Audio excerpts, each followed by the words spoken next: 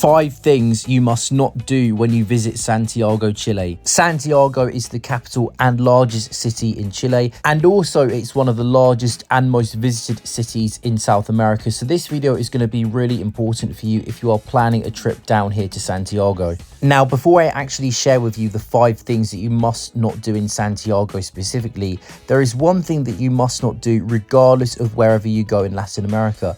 And that is, you must not forget to know some basics of the language of the country that you are visiting. So in Santiago and in Chile, they speak Spanish. So if you go to the description or the comment section, you'll see that I've put a link there to Preply. And Preply is a language tuition website where you can actually get yourself a Spanish tutor or a Portuguese tutor if you're going to Brazil, for example. Most people in Chile and the rest of Latin America cannot speak English. So you do need to know some basics to get by in restaurants, hotels, shops. So if you do fancy getting a tutor to help you out, click that link below in the comment section and the description. The link is in both the comment section and the description. But now, speaking specifically on Santiago, Chile, the first thing that you must not do when you visit here is you must not forget to download Uber. Now, you can use Uber all throughout Santiago. You can use it to and from the airport. You can use it to and from the international bus terminal. You can use Uber to get around any neighborhood you want in Santiago. It is quite a big city, it is quite spread out, and there are also some dodgy neighborhoods that you don't particularly want to walk through when you are in Santiago. So using an Uber is a safe and relatively affordable way of getting around Santiago. Now, I say relatively affordable because I would not say that the prices for Ubers there are particularly cheap. I would say that Uber journeys in Brazil, Argentina and Paraguay are all a little bit cheaper than Chile, but still I think the prices here for Ubers are quite affordable. I mean, just as an example here, I paid 11,500 Chilean pesos from the bus terminal to my accommodation in the Providencia region of the city. So you can see here on the map here, the left circle dot is the bus terminal, the right circle dot was where I was staying. About a 5-mile journey, so about 8 kilometers, and the price of that Uber was in dollars, 13 US dollars. So in the grand scheme of things, compared with Uber journeys in Europe, it's not too bad, it's quite affordable, but compared with other places in Latin America, it is definitely on the pricier side. And I also took an Uber from my accommodation to the airport, about a 10-mile, 16-kilometer journey. And you can see here the price of that was about 22,000 pesos. So in US dollars, about 25 US dollars. Now, there is actually a metro subway system in Santiago. I'll come on to that in more detail soon.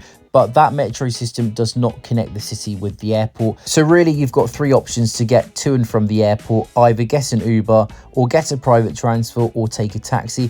I would not recommend taking taxis. Ubers are safer and they're cheaper.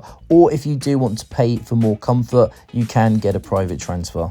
Now, moving on to the second thing that you must not do when you visit Santiago, Chile, and this is specifically if you're going to be using the bus terminal. It's this terminal here. This is the bus terminal that you can use to get all around Chile and also to get to Argentina as well. Now, this bus terminal is located in a dodgy area. And so therefore, the second thing you must not do when you visit Santiago is walk around that neighborhood of the city where the bus terminal is located. I would not recommend doing that. It does look dodgy. It doesn't feel safe. And even in the bus terminal itself, there are a lot of dodgy, unsavory looking characters walking around. Now, if you are arriving from Argentina and if you need a SIM card, there is a telephone shop in that bus station where you can get a SIM card. You will need to have a SIM card or some eSIM connection because you are going to have to order an Uber to get to your accommodation to get out of that area of the city. Now, when you go onto your phone at that bus terminal, you will see that there is a Wi-Fi connection, but my phone could not connect to the internet with that connection for love nor money.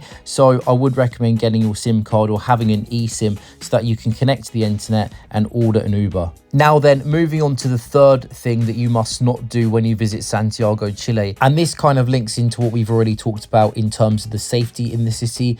You must not forget to research the best neighborhoods to stay in the city. There are safer neighborhoods, there are dodgier neighborhoods, so you do need to do your research in terms of where to stay. Now, my recommendation would be that you stay in this area here called Providencia. This is actually the neighborhood where you'll find the Sky Costanera, which is this big famous building that you'll see all over Google. It is the largest, tallest building in South America. Providencia is much more modern than the rest of the city. It's very upmarket, lots of new buildings, very residential. residential, and there's a really nice shopping centre that you can go to there too. Though I would not describe Providencia as a particularly lively, exciting and vibrant neighbourhood.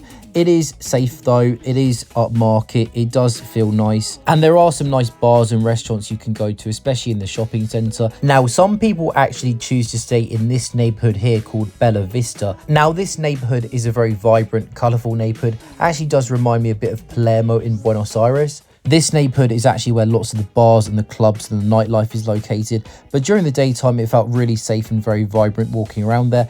But I have heard at nighttime it can get sketchy with all the bars open. Apparently a lot of opportunist thieves come out to congregate in that area at the nighttime to take advantage of drunk people. So just something to be aware of. I would still recommend staying in Providencia. I do think that's the safest area to stay. But if you do want a bit of nightlife, you may want to stay here, but be vigilant if you are going to stay here. Now, you may be wondering, how about the historic centre? Maybe that's a good place to stay. And during the daytime, it's nice to walk around the historic centre. Definitely go down there. It's definitely something you should do when you're in Santiago, but I would not recommend staying there. Apparently it does get very deserted, very sketchy at nighttime. Go there during the day, it's fine during the daytime, but at nighttime I would not recommend being here. So now then, moving on to the fourth thing that you must not do when you come to Santiago, Chile. The fourth thing you must not do is you must not forget to have a little bit of Chilean pesos in cash on you. Now, the majority of the places in Santiago that you'll go to, such as the tourist attractions, the restaurants, the shops, will accept debit and credit card. However, there are a couple of places in the city where you are going to have some cash.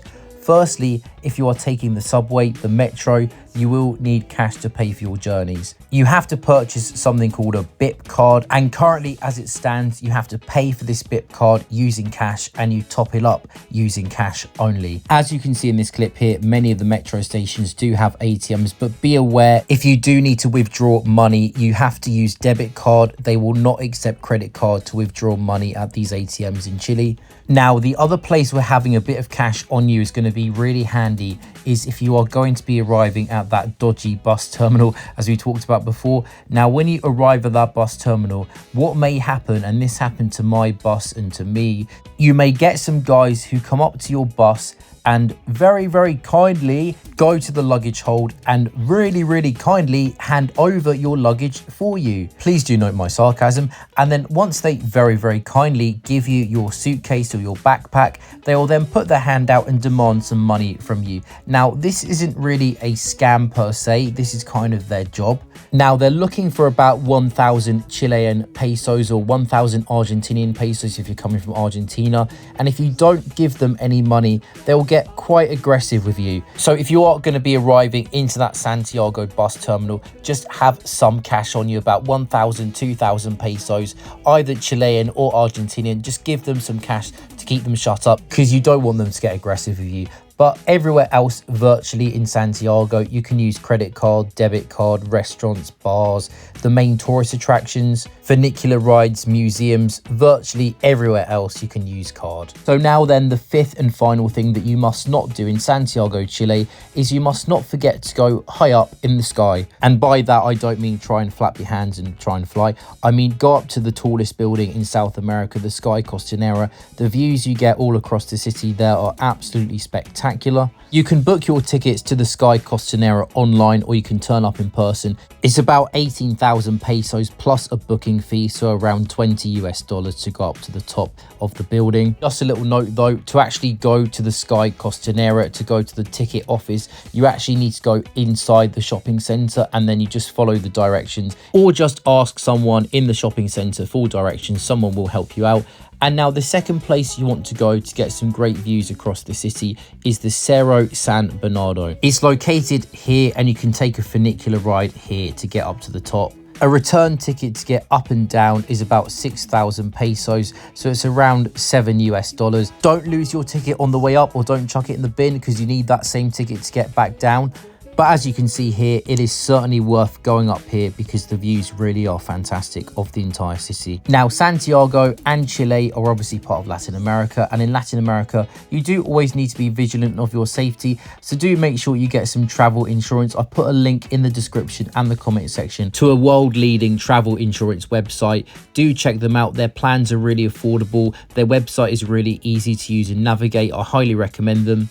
And also the very top link you will see below in the description and the comment section is a link to a side hustle where you can make money online to help fund your travels. It's a side hustle that I use, and if you do use the link below, you will earn a free £25 if you sign up and follow their instructions. It's really simple. I do it all the time to make a bit of money. Now, do let me know in the comment section if you are actually planning a trip to Santiago sometime soon. Are you looking forward to your trip?